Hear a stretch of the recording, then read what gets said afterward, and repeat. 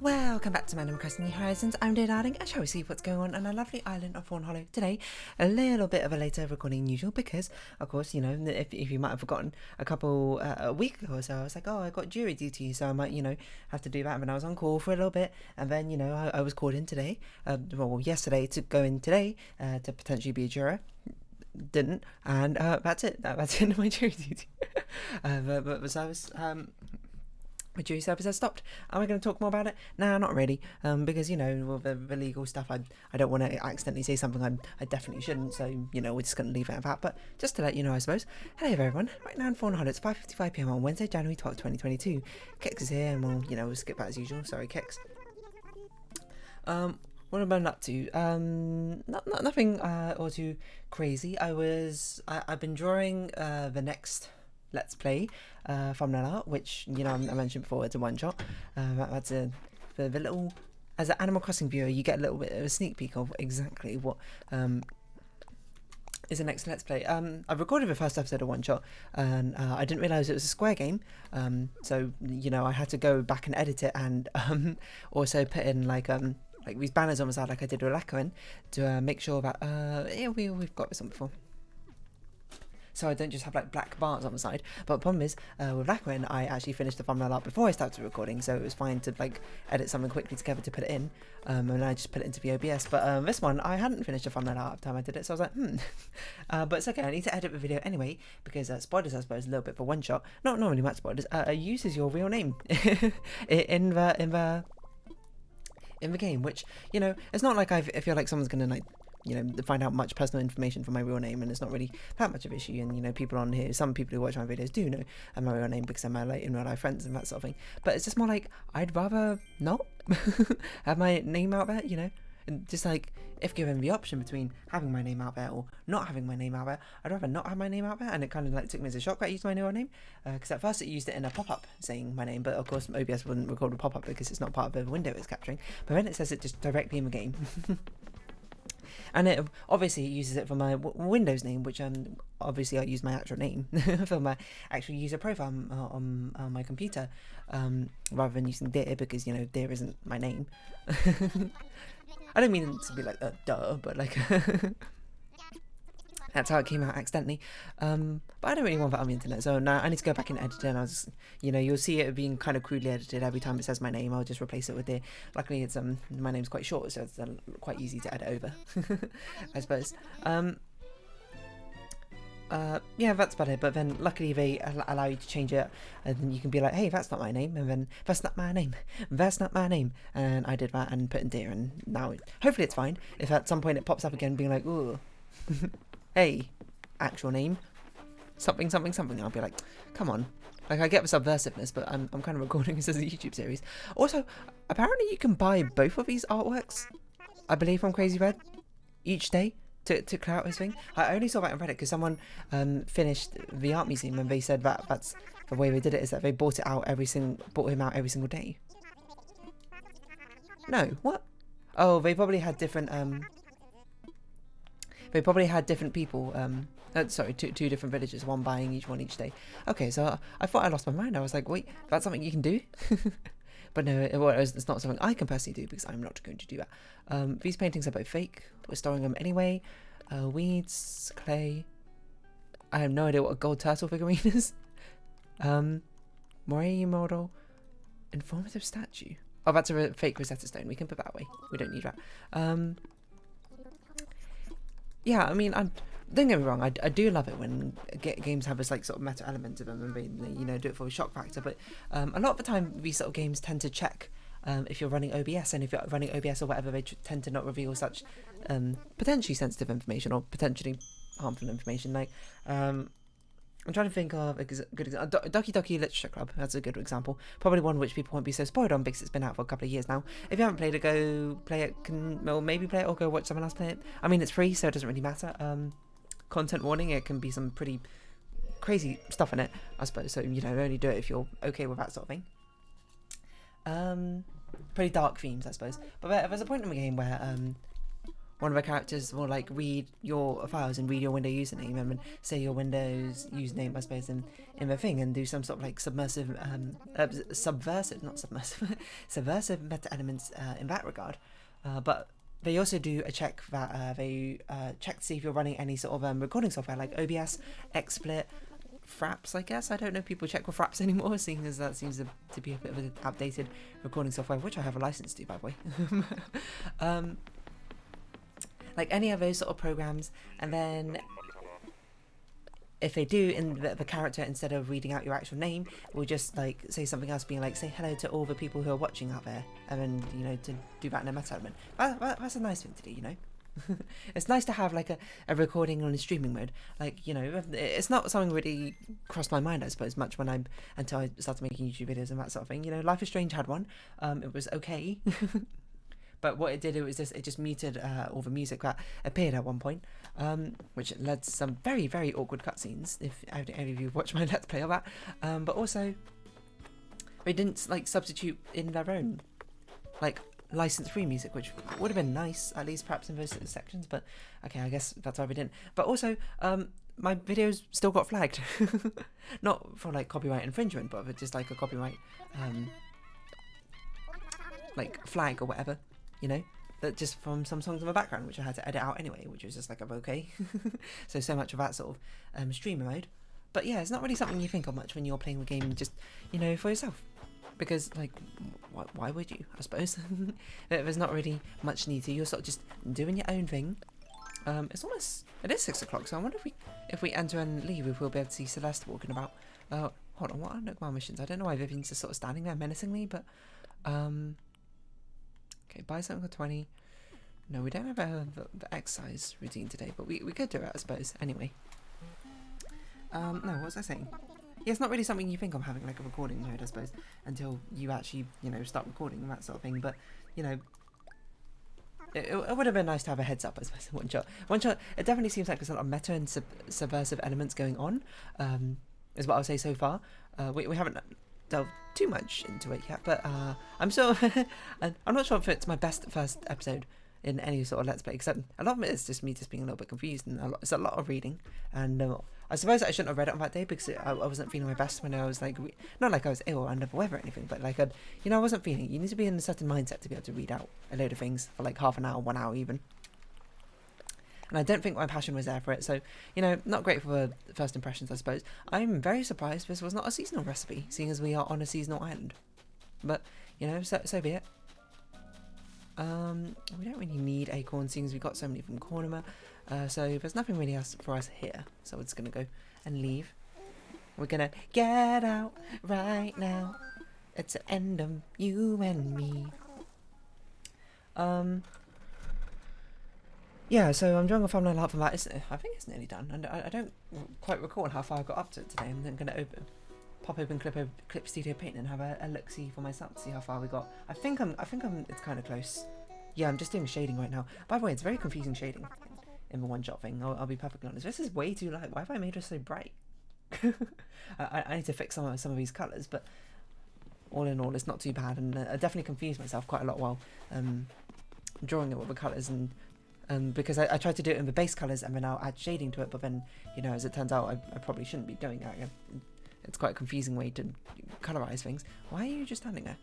What is going on? Why is everyone just standing in front of the house? Oh well, I mean, y'all do what y'all like. How would you say I like it thus far? Because I was doing it firstly quite late at night, I suppose, and then I had Flux on, so I'm looking at the colours I've used, and some of the colours I've used and stand out a bit too much compared to what I expected. So, you know, that has to have a little bit of editing go on, but don't you worry about that. I think it looks okay. I don't look at it and be like, whoa, this is astonishing. I look at it and be like, yeah, that's right. You know. Ooh, we do have a group stretching exercise. So we've got to buy a tree. We've got to get some fishes. Okay, let's go buy a tree and get some... Yeah, no, let's buy a tree first. Then we'll do group stretching and then we'll do the other stuff. Just in case we have something like have a coffee. As a Nook mission? I don't know. That looks okay. Looks okay. That's basically what I can see. Oh, that's a really cute little snow globe. Honestly, I haven't bought something from Nook's Cranny for ages, but I think I'm going to buy that little snow globe. It looks quite cute. But also, I feel like there's a new furniture item. Not sure if I've seen that before. So I'm going to go back and edit, I think, some of these colours that I'm looking at as a one-shot thing. Instead of using shadow layers, which I normally do. Which would normally, I think, be kind of the best thing to do. But it's not really, I think, what I should be doing in this one. Oh yeah, Moray model. We should definitely put that down somewhere. Yeah, I know, what else to do? Submersive, like, meta elements. Like, it's quite a common thing, I suppose, in games nowadays, and especially, like, indie titles. It kind of feels like we're sort of, you know, amusingly meta for a lot of these sort of, like, story games, a way to sort of break the mold. And I'm not sure if Undertale was particularly the first game to do it. I know lots of games previously have done it, but was Undertale one of the first ones to really get on that bigger meta level, I suppose, of the games? Maybe not. Who's to really say for certain? I don't know. I'm trying to think of, like, times when meta elements have really been a sticking point in, like, a part of the game. Like, I always hear about the one in Metal Gear Solid. I don't know which Metal Gear Solid, I'm sorry. Is the one with the GameCube where it will read your memory card, I suppose, in the slot and see what other games you've been playing, and then it will comment on that sort of thing. I can't really think of other many sort of, like, meta narratives or elements. So I think it takes quite a certain je ne sais quoi to really pull off a meta narrative. Oh yeah, we're doing group exercises. Oh yeah, this is apparently a good way to see Celeste's on your island. You can do this group exercise, and if she's on your island, she'll turn up for it. It takes a je ne sais quoi, certain je ne sais quoi for meta elements to really work in the game, because you have to incorporate them, of course, into the mechanics and everything. Buttons? Seems like she's not here today. Otherwise, it sort of just, like, falls a bit flat. It sort of just be like, oh, hey, you're playing a game. Get it? You're playing a game. And you're just sort of like, yes, I get it. I'm playing a game. Which I think can certainly make it feel a little bit flat if you're not too careful with that sort of thing. But so far it's been... You know, Doki Doki Literature Club is the only one I can think of off the top of my head where I had a particularly noticeable one. Spoilers for Doki Doki Literature Club, where you had to go into, like, your files and, like, mess around with that sort of thing. And if you look into the game files while you play the game, certain things happen. But that has a very sort of big meta narrative of, you know, sort of self-awareness about being in a dating or full dating sim, I suppose. I suppose Hat for Boyfriend had it to a certain extent as well. Maybe not to as big extent. I don't really know. I really love the little details of watching the other villagers look around at the others to see if they're doing it in time or not. It's honestly adorable, even if we see it all the time. It does seem to be very much so. It's always two villagers who are going to be out of time, and one of them will look around to see if they're doing it correctly. Excuse me? Hello? Well, just a little bit out of time. Don't mind me. Hop, hop, hop, hop. There we go. Back in time. Nope. Back out of time. Looks like I was the one out of time this time. Anyway, what other sort of meta narratives? What other games have very sort of, like, meta elements to them? Like, Undertale had it, of course, with the love system, etc., etc. But that's what I'll say. Try not to give so much away. Which is, you know, actually, there's another thing which I often talk about. Undertale is probably, like, my favourite game all the time. At least that's what I often say.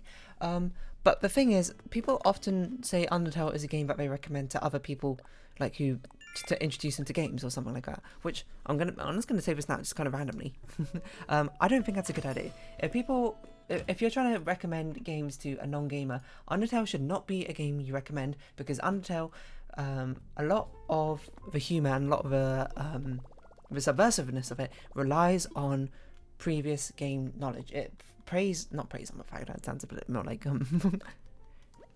dangerous than expected, but it relies on the person playing the game to already have conceptions about video games and, you know, RPGs and that sort of thing, and to fall into those sort of traps and subvert them. That's where a lot of the humour comes from. So yeah, if you recommend a game to a non-gamer, I would not recommend Undertale. If anything, I would recommend It Takes Two. Play It Takes Two with them. That is a fantastic game to introduce people, I'd imagine. Non-gamers to a game. I think Overcooked is also a very nice one. Any sort of cooperative party game. But for solo experiences, Undertale, well, you know, at the very least, you should introduce them to an RPG first, and then introduce them to Undertale, because then the subversive elements actually come in. Then, like, the humour isn't as lost on them, you know, like with the tutorializing everything, which I assume most people who played the game were just like, it was kind of like funny sort of meta thing. She's not letting us do any of the tutorial, and she's a literal tutorial. But for other people who've not played games, to just kind of be like, I kind of want to do something, but this character's not letting me do anything. Anyway, sorry, random tangent there. What other games had strong meta narratives in them? It's kind of hard to think off the top of my head. Games with meta narratives. Hold on. This is where you apparently have Joy-Con drift and start walking off to a different direction. Video games meta, not metaverse, not Metacritic. Meta. Top 10 best meta video games ranked. Doki Doki Literature Club's on my list. Using artwork I've never seen before. Is this fan artwork? Yeah, spoiler alert for that. Bravely second. Right, fair enough. One shot. I'm just going to skip past that because I haven't played it yet. Magic Circle. Undertale, of course, is on here. It's using a picture from Deltarune, I will say. So much for Game Run. Disgaea? I have no idea what game this is. Disgaea? Oh, no, I have seen this game. Deadpool, okay, fair enough. Deadpool's kind of a breaking the fourth wall character all rolled up in one, to be honest. I do like his Marvelous Capcom 3 level 3 super move though. Very particular reference where he, what does he do? He like grabs the super meter and clocks someone over the head of it, if I recall. A football fish, we can do that. Catch fish, snowfall. Okay, let's look around for a snowball while we go around attempting to catch a football fish. Stanley Parable, that's another good one. I've never played that game though, surprisingly. It's a game I heard a lot about, but I feel like I missed the bus. Beginner's Guide, that's like from Stanley's Parable, Eternal Darkness. Like Talos Principle certainly had like meta elements. Certainly The Witness. All of these sort of puzzle games, it seems to be a much more easier way to, I suppose, slot in the sort of meta part of it. But I suppose the way that Stanley Parable, not Stanley Parable, sorry, Talos Principle and Witness were meta was not so meta in the sense of it's more playing within the confines of the game, while things like Doki Doki Literature Club playing with the outside confines of the game. You know, there's a give and take. I think it's a neat mechanic, if done correctly, but a lot of times it ends up being a little bit like, because obviously you don't want your player to play the game and miss out on those sort of like meta elements of what to do. For example, Doki Doki Literature Club spoilers, when you had to delete certain files. So it's laid on very thickly, where you know the character just goes like, I sure don't hope anyone goes into these files and accidentally changes or anything or something like that. Where she just like every sort of not voice line, but so many of her lines pertain to the sort of meta narrative or the meta actions you have to do to actually advance the plot. But at the same time, if you don't have it that like explicitly, a lot of people might end up missing out on it, because not everyone who plays games is necessarily all that tech savvy, and if someone plays your games, you don't really want them to sort of miss out on that experience because they didn't really understand what they had to do. So that's kind of like why you need to hold your hand. Also, it doesn't translate over to other consoles particularly well, because I believe Doki Doki Literature Club came out on like Switch and some other consoles, and it didn't translate particularly well because the parts where you had to like go into your computer files, you had to do it on like an OS system that was inside, as a simulated OS system inside the game, which is like, what else can you particularly do? It's like kind of what you have to do, I suppose. It's just sort of like didn't translate well, did it? Lost in translation. Feels a bit iffy, but there's not really any other way you can go about it if you want to keep that sort of same similar mechanic in. Like, what can you do? That's it. So yeah, if it's done well, obviously, I think it's quite good. Oh, we should. I forgot we haven't seen our crafter yet. Could be Rowan. Could be Biscuit. I think. Is the only other one we haven't seen?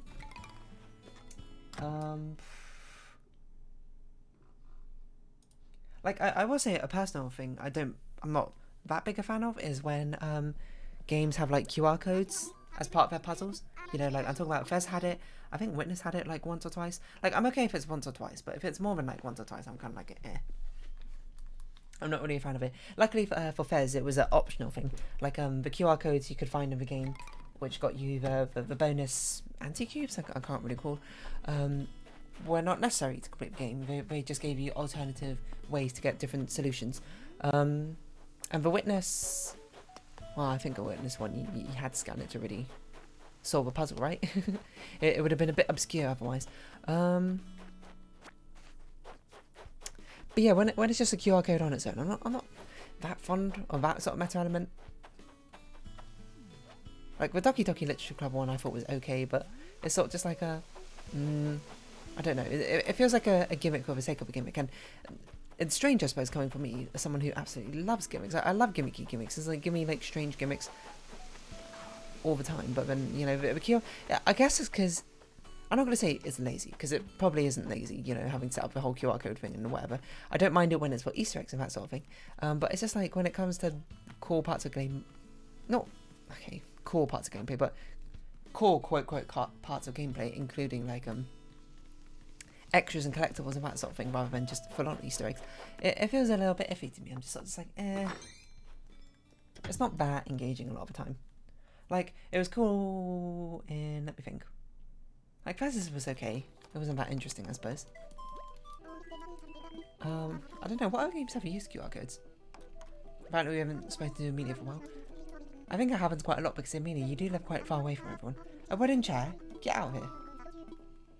Sure do. I guess I haven't played all that many games with meta elements in them. It feels like for a certain while, especially like a couple of years ago, it was like quite a prominent feature in a lot of like indie titles. Is that to include some sort of meta element? I suppose it's just sort of a natural evolution from breaking with fourth wall. Is now you actually sort of completely destroy the fourth wall and play around with the fourth wall, or something like that. Yeah, I don't know. I mean, who doesn't really mind a little fourth wall nod here and there? But okay, this is like a really annoying place for a snowball, so I'm going to break it, and hopefully it can spawn somewhere else, which is significantly less annoying. I don't know, I'm just trying to think of meta things which really blew my mind. Like, Undertale did it kind of a few times, but it's a bit hard to recollect off the top of my head. Of course, like, near the intro, that was quite an interesting one. Toriel herself, being quite a strange meta character. The whole, you know, different route things, and being spoken to directly as a player. But, so basically, the long and short of it is, I'm interested to see how One Shot pulls off in particular, and what I'll think of it. I did like it so far. I just didn't like the fact that it wasn't like a streamer mode, so I couldn't, you know, like, I had to go back and edit it and hide my name. But hopefully, it doesn't pull out other personal details. Oh, you know, Inscription's actually a really good one to talk about. I haven't actually played Inscription. I've only seen a YouTuber called Northern Lime play through it, because it's not really my sort of game. Like a card game sort of things aren't my style all that much. But I really found it interesting for the like sort of meta narratives and puzzly aspects which it had going on. That has a very strong sort of meta sort of thing to it. Like a lot of the fights have meta elements, and especially one of them in particular. I forgot her name. Golly, I think is her name. Sorry, Inscription spoilers. I think her name's Golly, where she like pulls out like people from your friends list to she pulls people from your friends list and uses them as your enemies. And she also connects to, you create a card and connect to the internet, and you give the card to other people to try and aid them, etc, etc. And you get cards from that someone made for you if someone's actually playing the game at the same time, etc, etc. And I'm like, that's a really cool sort of like way to do things, I'll be perfectly honest. But yeah, I think Inscription's more like an exception to rule, if anything. I actually can't believe we got a football fish. That's incredible. Inscription, I think, pulls it off reasonably well. At least I think better than Doki Doki Literature Club necessarily did. Doki Doki Club had a meta narrative going on, of course, but like the actual, I guess it's more like the engagement with the meta part of it isn't very interesting, I suppose, gameplay wise. It's just more interesting for the sake of it existing. But I feel like you can do meta talks and meta hinting and that sort of thing, but you don't have to actually make someone do the meta part. Like, it's interesting going in and deleting files, I suppose, from the game and seeing it have an effect on the game, I suppose, as you progress. But you cannot equally do interesting meta things, I suppose, without having to engage with that sort of thing, you know? You get me? You follow me?